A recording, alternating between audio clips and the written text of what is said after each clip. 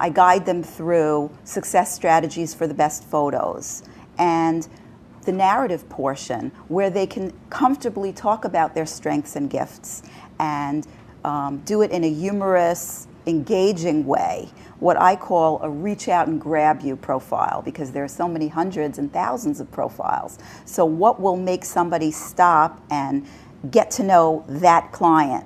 And that's what we zero in on together. And then we go on to take them through the process of making good judgment calls.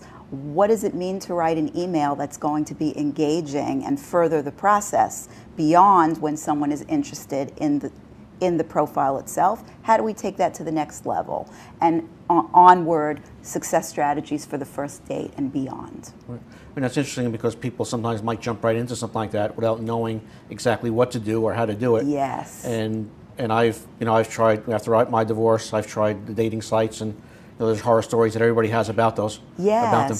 So I really like to catch people before they develop the horror stories, because I have both, clients that are coming to me saying, I don't know how to do this, can you help me? And clients that are coming to me and saying, I've tried this and it's a nightmare, so I don't know what to do anymore. And then we have to undo a lot of negative beliefs that really are not necessary. They're really not necessary. I'm remarried. I did meet my husband internet dating, okay. And that builds a lot of trust and rapport with my clients. I do encourage my clients to have current photos, but really maximizing the way that they look, and also taking that a step further and looking that way on the first date as well. So if they're going to put all of the effort into how they look for the photo, you want to put the same effort in to the first date so it looks like the same person. It is. It's funny when it happens, and I guess I could share a personal story because Yes. it's funny. I won't say which dating site, but it happened to me. I met somebody, we talked, we finally met on a Saturday afternoon for lunch,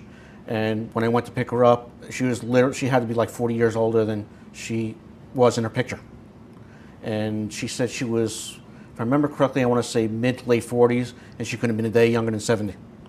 I was like, So those are some of the kind of typical stories. And one strategy that I really share with people, and it's pretty simple, is make the first date a very, what I would call, time-defined date.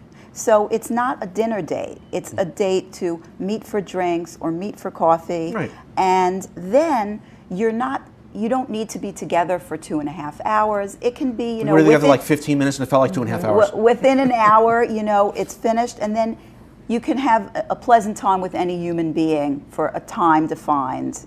So if there's some disappointment involved, it really helps prevent dating burnout when people make that first date very time defined.